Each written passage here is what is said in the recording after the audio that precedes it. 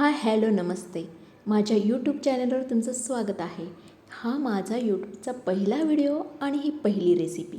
चला तर बघूया आपण लहान बाळांच्या नाचणीच्या पेजीची रेसिपी. काही नाही, अगदी सोपी आहे आणि कमी वेळेत होणारी. एक पातेलं घ्यायचं, 2 चमचे त्यात तूप टाकायचं. तुपामध्ये थोडीशी बडीशोप टाका.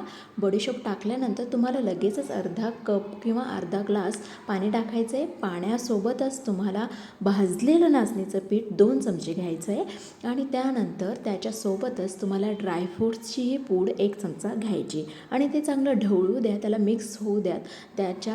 त्यात मिक्स करताना तुम्हाला अजिबात त्यात गिठळ्या होऊ द्यायच्या नाही. इथपर्यंत ते ढवळून द्यायचं आहे, मिक्स करायचं आहे. मिक्स केल्यानंतर तुम्हाला त्याला शिजू द्यायचं आहे. शिजवताना तुम्हाला त्यात दूध ॲड करायचं असेल तर तुम्ही दूधही ॲड करू शकता.